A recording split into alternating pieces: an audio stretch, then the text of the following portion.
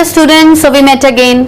Students, हम लोग 10th class के चैप्टर्स को डिस्कस कर रहे थे। We have discuss so many chapters. तो आज देखा जाए तो हम 10th स्टैंडर्ड का लास्ट चैप्टर या कहें तो अपने में एक न्यू चैप्टर डिस्कस करने वाले हैं, और चैप्टर का नाम क्या है? Heredity and evolution. क्या है? Heredity and evolution. तो write with your beautiful handwriting, क्या नाम है?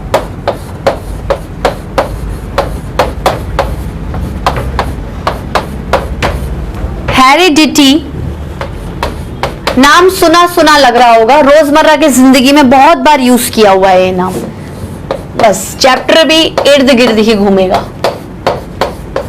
बहुत इंपॉर्टेंट चैप्टर है students, very very very very important chapter, क्योंकि आपके हायर क्लासेस के जो बेसिक्स हैं, आपके हायर क्लासेस में इससे रिलेटेड जो चैप्टर आएगा, mode of inheritance, genetic mode of inheritance, principle and processes of inheritance.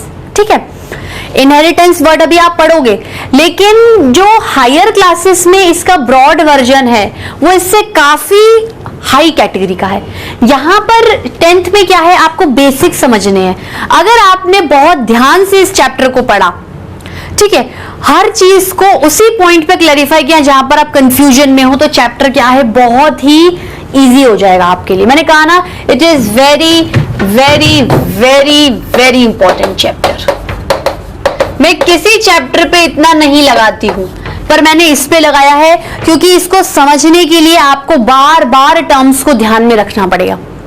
ठीक है, टफ तो कंट्रोल एंड कोऑर्डिनेशन भी था, टफ तो डाइवर्सिटी भी था, बट एक्चुअली वो चैप्टर में क्या है, ठीक है, कुछ ऑर्गेनिजम्स के नाम याद कर लिए, काम खत्म हो गया, कुछ समझ लिया, काम खत्म हो गया। यहां आपको टोटली एंड टोटली लॉजिक लगाना है। अगर आप नहीं सोचे कि मैं तो रट लूंगा, this chapter will never get clear by you. पूरी लाइफ में आपको ये चैप्टर कभी क्लियर नहीं होगा। तो इस चैप्टर की क्या है, बहुत बेसिक्स और लॉजिक को ध्यान से पढ़िएगा स्टूडेंट्स। ठीक है, हेरिडिटी एंड एवोल्यूशन। ठीक है, सबसे पहले हम क्या करते हैं, इसका इंट्रोडक्शन पढ़ने से पहले इनके कंटेंट्स को अच्छे से लिख लेते हैं। ठीक है,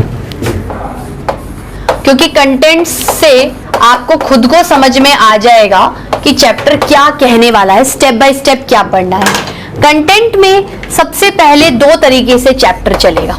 ठीक है, चलो अपन तो जो कंटेंट है उसको स्टेप बाय स्टेप लिख लेते हैं। सबसे पहले क्या है, अपन हेरिडिटी से रिलेटेड पढ़ेंगे चैप्टर में। क्या पढ़ेंगे? हेरिडिटी से रिलेटेड। ठीक है, तो ओवरऑल कंटेंट्स भी लिखा रही हूं, और दो भागों में चैप्टर डिवाइडेड है, हेरिडिटी एंड एवोल्यूशन। तो उन दोनों के भी पर्टिकुलर कंटेंट्स हो गए और ओवरऑल चैप्टर के भी कंटेंट्स हो गए। ठीक है, क्या आएगा पहले? कोई भी स्टार्टिंग होती है, आप कहीं जाते हो, स्टार्टिंग इंट्रोडक्शन से करते हो ना, बताते हो एक्चुअली आप हो कौन, किस सेंस में आपको जाना जाए। ठीक है, फिर आता है हेरिडिटी। हेरिडिटी के बाद आएगा इनहेरिटेड ट्रेड्स। हेरिडिटी और इनहेरिटेंस का बहुत ही चोली दामन का साथ है। ठीक है, जहां हेरिडिटी होगी वहां इनहेरिटेंस होगा, और जहां इनहेरिटेंस है वो आपने हेरिडिटी से लिया है। ठीक है, उसके बाद एक बहुत ही बढ़िया नामी साइंटिस्ट आएंगे जिनके बारे में आपने बहुत पढ़ा होगा, मेंडल्स का एक्सपेरिमेंट। ठीक है, पी का पौधा उठाएंगे, मटर का दाना उठाया, मटर का प्लांट उठाया, और इतना गजब का एक्सपेरिमेंट कर लिया कि पूरी हेरिडिटी को उन्होंने एक मटर के दाने से एक्सप्लेन कर दिया। ठीक है, उसके बाद आएगा laws of inheritance.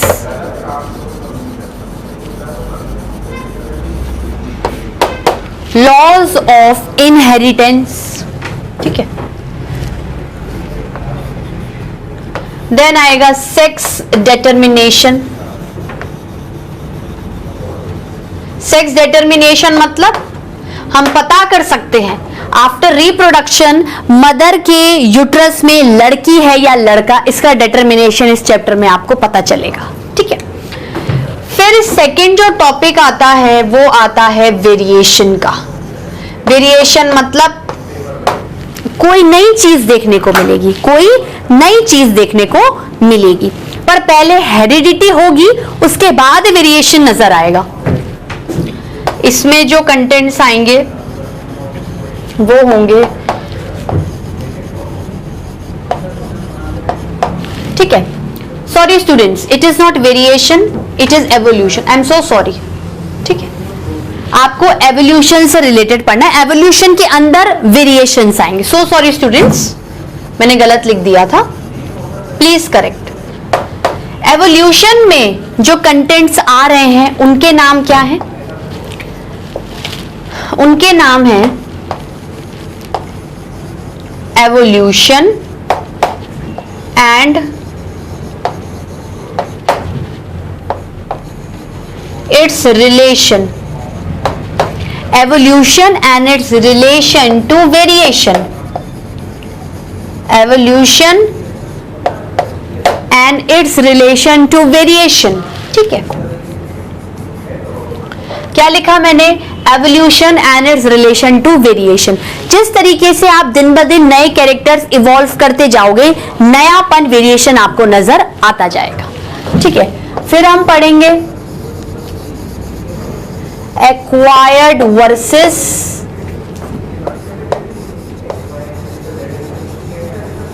natural variation,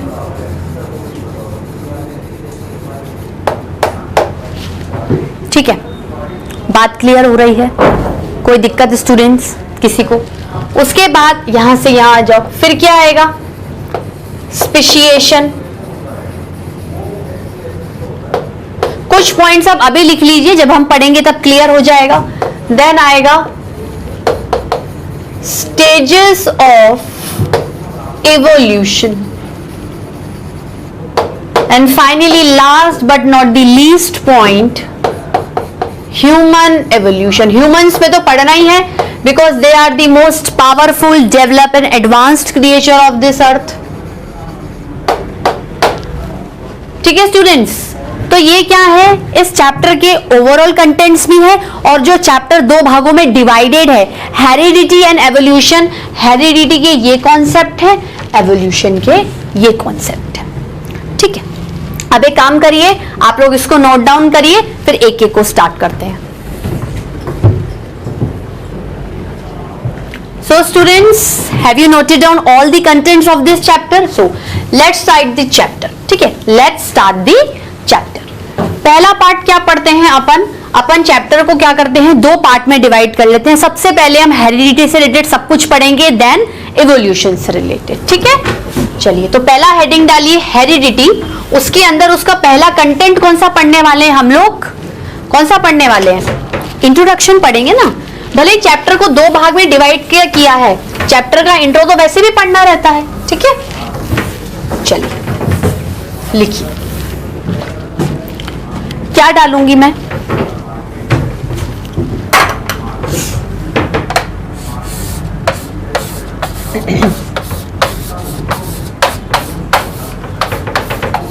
heredity. क्या? हेरिडिटी। हेरिडिटी में पहला पॉइंट इंट्रोडक्शन।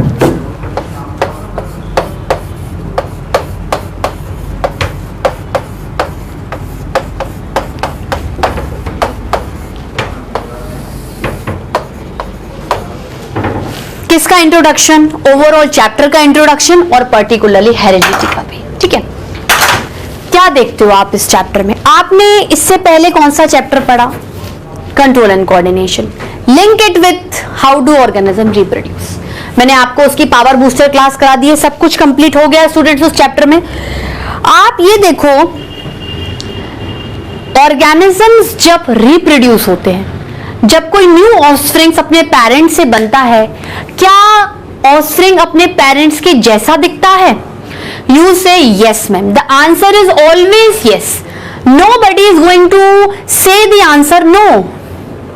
चाहे वो रिप्रोडक्शन एसेक्सुअल हो, तो आंख बंद करके जो न्यू ऑफस्प्रिंग पैदा होगा वो डिट्टो अपने पेरेंट्स की कॉपी या क्लोन दिखेगा। कोई फर्क नहीं लगेगा, आप कुछ भी नहीं पहचान पाओगे। You are not able to pick a single difference between the parent and the offspring. लेकिन अगर हम एडवांस्ड की बात करें, अगर हम एडवांसमेंट की बात करें, तो एसेक्सुअल का एडवांस्ड वर्जन कौन है? सेक्सुअल। सेक्सुअल में यू इन्वॉल्व टू पेरेंट्स, एक मेल गैमेट बनाएगा, फीमेल गैमेट बनाएगा. You can consider two parents, one is your male parent father and the another one is the female parent that is the mother. ठीक है. Male का gamete female के gamete से fuse हुआ जिससे कि मुझे एक नया ऑर्गेनिज्म मिल गया. आप बोलोगे मैम उससे जो न्यू ऑर्गेनिज्म बनता है वो भी तो अपने पापा मम्मी जैसा ही बनता है. हम क्या अपने पापा मम्मी जैसे नहीं दिखते?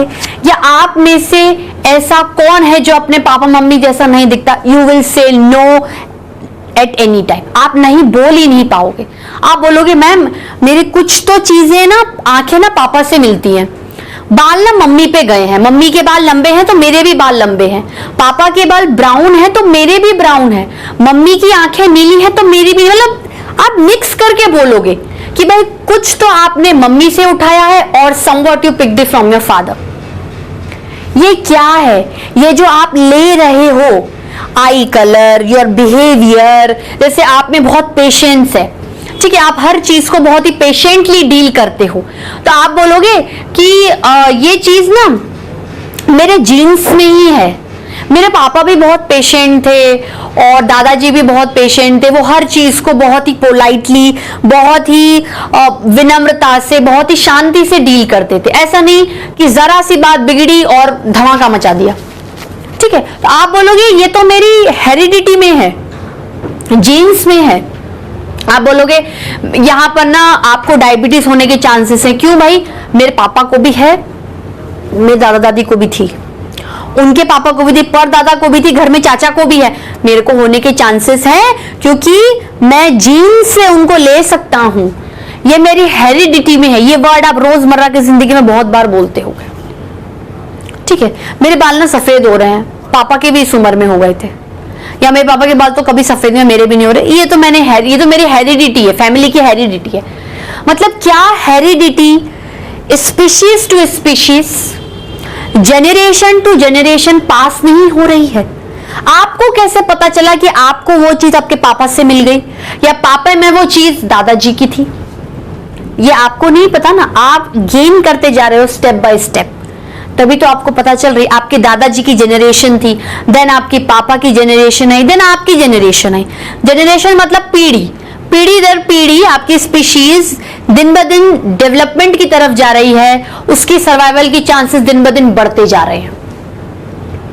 ठीक है, ये क्या है? ये चीज सिनेरियो किस चीज का है? ये सिनेरियो रिप्रोडक्शन के बाद की बात है.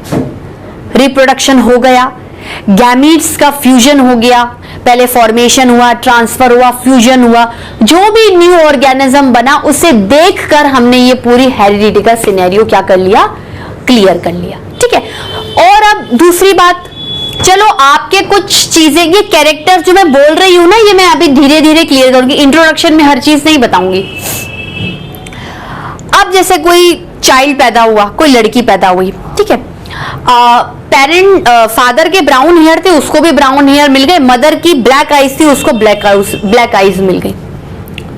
ठीक है, लेकिन उस बच्चे की हाइट बहुत ही ज्यादा है, जबकि पेरेंट्स की हाइट नॉर्मल है. 5'5", मान लो 5'3", 5'4", वो 7 फीट की लड़की है. मतलब वो जो हाइट का एक जो कैरेक्टर था उसने अपने अंदर कोई नया लिया. अगर वो रिप्रोडक्शन करती तो क्या वो हाइट का कैरेक्टर आगे जा सकता है? बिल्कुल जा सकता है. जा सकता है, नहीं जा सकता है? बिल्कुल जा सकता है स्टूडेंट्स. तो वो जो उसने न्यूनेस अपने आप में ही क्रिएट की, which is actually it is not taking from any of the parent, वो क्या कहलाएगा? वो वेरिएशन कहलाएगा. कि आपने क्या है? न्यूनेस क्रिएट कर ली. अब वो न्यूनेस आगे जाएगी, आगे जो बच्चा पैदा होगा उसमें अपना कोई न्यू कैरेक्टर आएगा, वो भी आगे जाएगा. Means heredity is going from generation to generation. Along with it, it is taking variation which is moving from one generation to the another generation. तो इंट्रोडक्शन में बात हेरिडिटी से स्टार्ट नहीं होगी, बात रिप्रोडक्शन से स्टार्ट होगी. ठीक है, मैं क्या बोल रही हूं? इन रिप्रोडक्शन एसेक्सुअल में वेरिएशंस नहीं नजर आएंगे, पर जो पेरेंट में था वही का वही चाइल्ड को मिल जाएगा. मींस हेरिडिटी दोनों में है, लेकिन वेरिएशन सिर्फ सेक्सुअल में देखा जा रहा है. ठीक है, इन रिप्रोडक्शन इसको मैं वापस लिख, थोड़ा टेढ़ा जा रहा था students.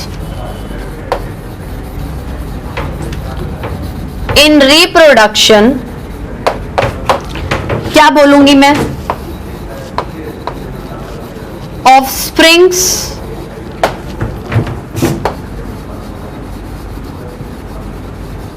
resemble to their parents.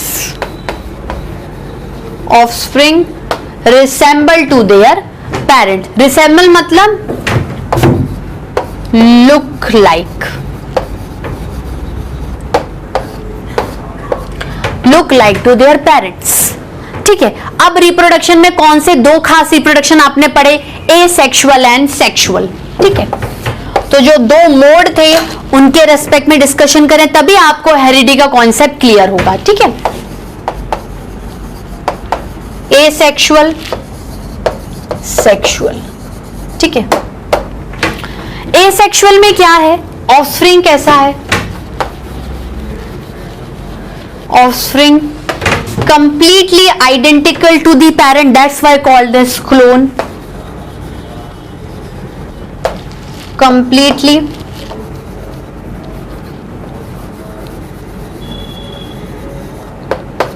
identical to their parents।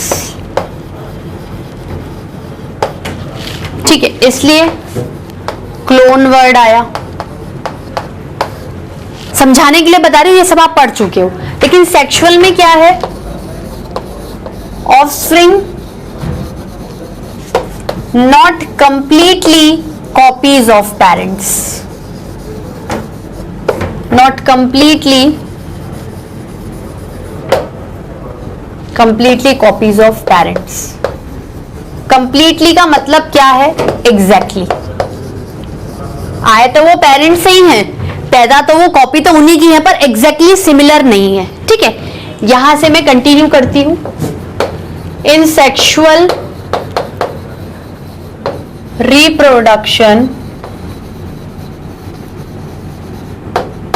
in sexual reproduction, offsprings resemble to their parents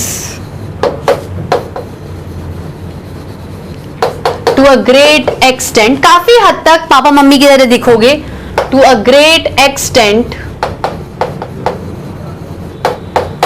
but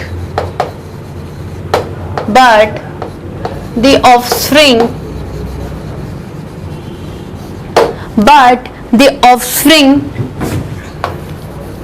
has developed some new characters,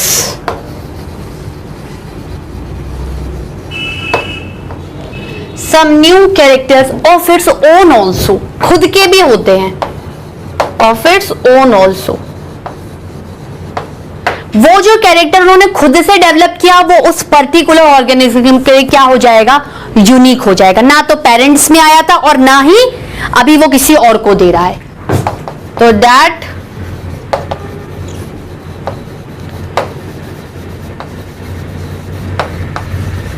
newly developed character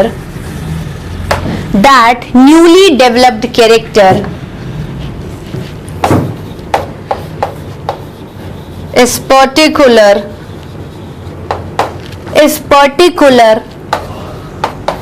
to that individual organism,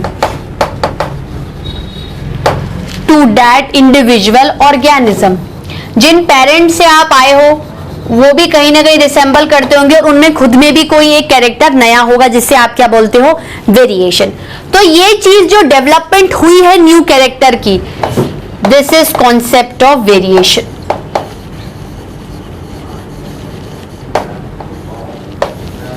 मतलब अगर हेरिडिटी से characters एक parent से offspring में जा रहे हैं या एक जनरेशन से दूसरी जनरेशन में जा रहे हैं तो डेफिनेटली उस हेरिडिटी की वजह से आपके वेरिएशंस क्या होंगे? क्रिएट होंगे, पैदा होंगे। ठीक है स्टूडेंट्स, आप क्या लिख सकते हैं? अब अगर अपन एसेक्सुअल की बात करें और सेक्सुअल की बात करें, इसमें क्या होगा? क्या पेरेंट्स के कैरेक्टर्स ऑफस्प्रिंग में जा रहे हैं? अभी कैरेक्टर का जो कॉन्सेप्ट है ना, वो मैं जस्ट इसके बाद हेरिडिटी की डेफिनेशन में समझा दूंगी, अभी आप सिर्फ देखते चलो, ठीक है। एसेक्सुअल में क्या पेरेंट्स के कैरेक्टर्स जाएंगे? बिल्कुल जाएंगे, लेकिन क्या वेरिएशन आएगा? नहीं आएगा। इसमें जाएंगे, बिल्कुल जाएंगे, पर वेरिएशन आएगा, ठीक है। सो transfer of character occurs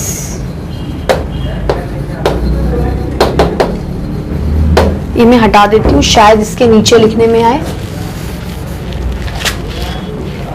without developing variations, ठीक है। और सेक्सुअल में क्या है? Characters are transferring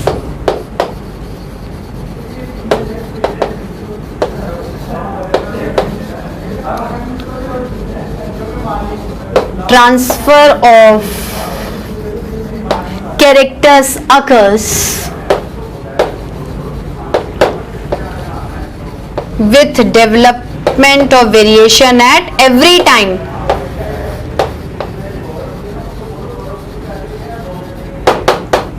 At every time.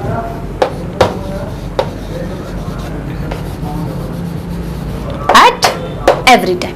ठीक है students, note it down. So students, have you noted down? चलिए, इंट्रोडक्शन से आपको यह समझ में आ गया है कि हेरिडिटी का कॉन्सेप्ट रिप्रोडक्शन से आया, चाहे एसेक्सुअल बोलो या सेक्सुअल बोलो, लेकिन वेरिएशन का कॉन्सेप्ट आपके सेक्सुअल रिप्रोडक्शन से आया है। बात क्लियर हुई? चलिए देखते हैं अब हम लोग क्या करेंगे। अब हम लोग प्रॉपरली हेरिडिटी के बारे में पढ़ेंगे। क्या पढ़ेंगे? हेरिडिटी के बारे में। एक्चुअली हेरिडिटी होती क्या है?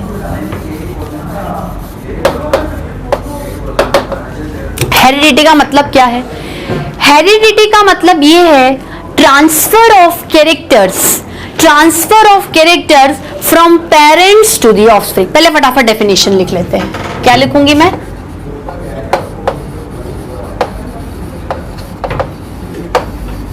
ट्रांसफर ऑफ कैरेक्टर्स को ट्रेड्स भी बोला जाता है स्टूडेंट्स।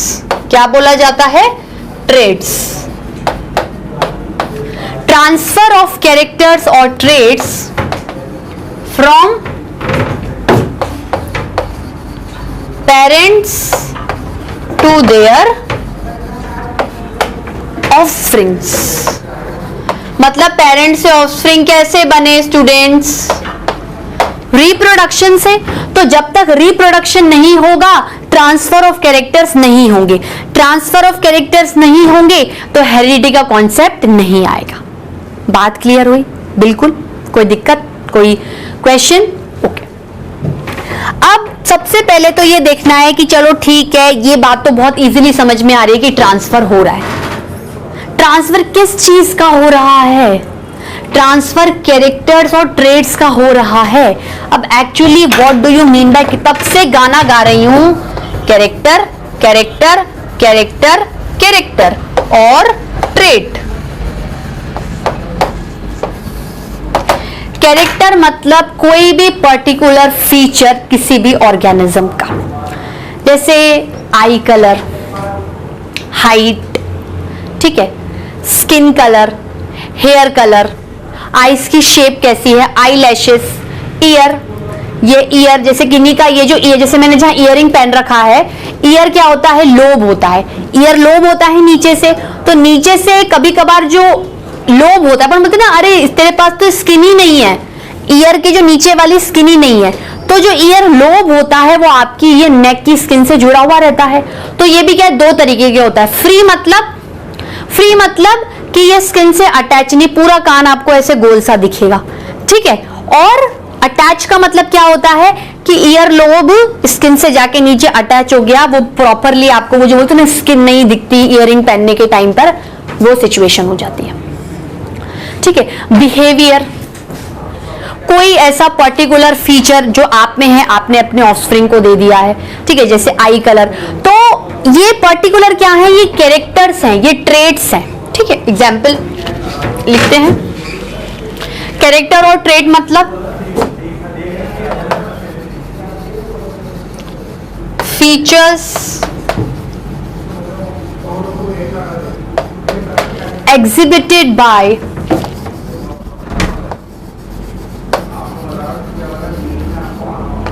an individual organism। ठीक है, एग्जाम्पल में क्या लिख सकती हूं मैं, जैसे हो गया आई कलर, आई कलर हो गया, हेयर कलर हो गया, और किसी भी टाइप का बिहेवियर, एंग्री बिहेवियर है या फिर पोलाइट बिहेवियर है, बहुत ज्यादा जल्दी गुस्सा आता है या नहीं आता है, किसी भी टाइप का बिहेवियर, जॉली बिहेवियर है, रिजर्व बिहेवियर है। ठीक है। स्किन कलर मतलब ये ऐसे कैरेक्टर्स हैं किसी भी इंडिविजुअल ऑर्गेनिज्म में जो अगर रिप्रोडक्शन करते हैं तो वो इजीली अपने कैरेक्टर्स ऑफस्प्रिंग्स को दे सकते हैं। ठीक है, जैसे आई कलर, पेरेंट का ब्राउन है, बच्चे का भी ब्राउन हो सकता है। हेयर कलर गोल्डन है, बच्चे का भी गोल्डन हो सकता है। मतलब आप में जो था वो आगे जेनरेशन में, आगे आपके ऑफस्प्रिंग में पास होगा। That particular feature of an individual, और उस पर्टिकुलर इंडिविजुअल का ही, तो particular feature of an individual particular organism is easily transmitted. जो ट्रांसमिट हो जाते हैं उन्हें हम कैरेक्टर या ट्रेट की कैटेगरी में डाल देते हैं, क्योंकि वो हमें ऑब्जर्वेबल होते हैं, हमें दिखते हैं, तभी तो हमने डाला। ठीक है, तो फीचर्स ये सब चीजें हैं। ठीक है, अब और क्या बात कर सकती हूं मैं, मतलब हेरिडिटी में ट्रांसफर क्या हो रहा है, हेरिडिटी में कैरेक्टर्स ट्रांसफर हो रहे हैं जो ट्रांसफरेबल है, जो क्या है ट्रांसफरेबल है, मतलब ये चीज। बात क्लियर हुई। अब किस तरीके से ट्रांसफर हो रहे हैं, क्या चीज रिस्पॉन्सिबल है ट्रांसमिट होने के लिए, उसे हम बोलेंगे जेनेटिक ट्रांसमिशन। ठीक है, हेरिडिटी या the transfer of characters, transfer of character is by genetic transmission, is by genetic transmission. यहां से यहां लिखूंगी, हेरिडिटी इन्वॉल्व्स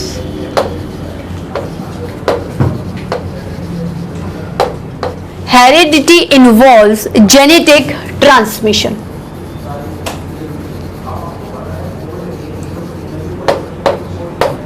ठीक है, बात क्लियर हुई। इसलिए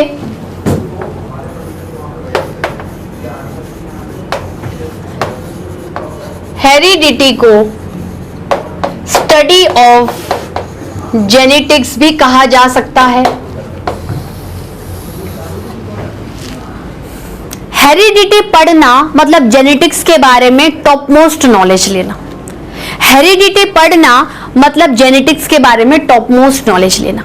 हेरिडिटी में ले देके कॉन्सेप्ट क्या है कि पेरेंट के अंदर जो कैरेक्टर्स या ट्रेट्स होते हैं या कुछ फीचर्स होते हैं वो आप अपने ऑफस्प्रिंग को दे देते हो। ऑफस्प्रिंग उन्हीं वजह से रिसेंबल करता है आपसे, पर ऑफस्प्रिंग अपने भी कुछ नए कैरेक्टर और ट्रेट पैदा करता है जो उस पर्टिकुलर के लिए वेरिएशंस क्रिएट कर देता है।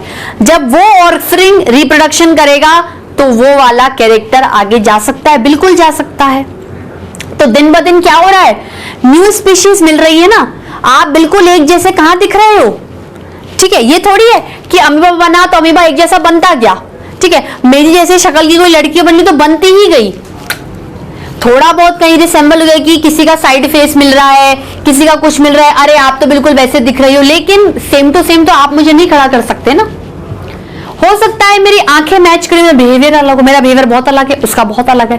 तो it is not easy to match up या mix up all the inherited traits, चाहे उसका पेरेंट अलग है, मेरा पेरेंट अलग है, ठीक है। इवन अगर मेरी कोई सगी बहन है, उसका बिहेवियर भी मेरे साथ मैच नहीं खाएगा। आपके घर में एक ही माँ के दो बच्चे बिल्कुल एक जैसे नहीं होंगे, किसी का बिहेवियर बहुत अलग होगा, कोई बहुत अलग है, कोई हार्ड वर्कर होगा, कोई लेजी होगा, किसी को कोई सब्जेक्ट पसंद है, किसी को कोई सब्जेक्ट पसंद है। रेयरली ये होगा कि बहुत सी चीजें मैच करें, बट स्टिल वेरिएशंस दोनों में नजर आएंगे, ठीक है। अब जेनेटिक ट्रांसमिशन का मतलब क्या है? जेनेटिक मीन्स रिलेटेड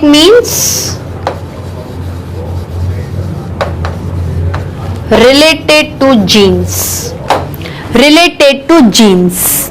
जीन्स क्या होते हैं? हमारी बॉडी सेल की बनी हुई है, ठीक है। सेल के अंदर न्यूक्लियस होता है, न्यूक्लियस के अंदर क्रोमोसोम होता है, ये क्रोमोसोम है। क्रोमोसोम के अंदर जीन होता है, ये क्या है? जीन। मतलब ये जीन पेरेंट से उठ के ऑफस्प्रिंग में चला गया, जीन पेरेंट से उठकर ऑफस्प्रिंग में चला गया मतलब इसका कोई कैरेक्टर ऑफस्प्रिंग में चला गया। चला जाने का मतलब है हेरिडिटी हो गई, पर किसकी वजह से हुई? क्योंकि जीन का ट्रांसफर हुआ, जेनेटिक ट्रांसमिशन हुआ है, इसलिए हेरिडिटी हुई है। मतलब मैं ऐसा कह सकती हूँ कि gene is a carrier to transmit the characters, to transmit the traits from parents to offspring, gene से रिलेटेड जेनेटिक्स। ठीक है स्टूडेंट्स, आज के लेक्चर में इतना ही। अभी बहुत कुछ पढ़ना, बहुत कुछ क्लैरिफिकेशन होना बाकी है, अभी तो बहुत ही मिनिमम टॉपिक हुआ है। मैं इस चैप्टर को इसलिए बार बार बहुत ज्यादा फोकस करके समझाऊंगी कि मैंने आपको क्या बोला, बहुत इंपॉर्टेंट और लॉजिकल चैप्टर है स्टूडेंट। अगर आपको जीन का कॉन्सेप्ट समझ में आएगा तभी ही आगे की चीजें समझ में आएंगी और हायर क्लासेस में भी तभी ग्रिप बनेगी, क्योंकि इसमें से बहुत सारे क्वेश्चंस हर साल पूछे गए हैं, चाहे वो आपके हायर क्लासेस का प्री मेडिकल टेस्ट नीट का हो या फिर आपके एनटीएससी या एससी/एसटी ओलंपियाड के एग्जाम्स हो, हमेशा यहां से क्वेश्चन उठ के आए। So please be careful toward this chapter. ठीक है स्टूडेंट्स, आज के लिए इतना ही। Till then bye bye, have a nice day.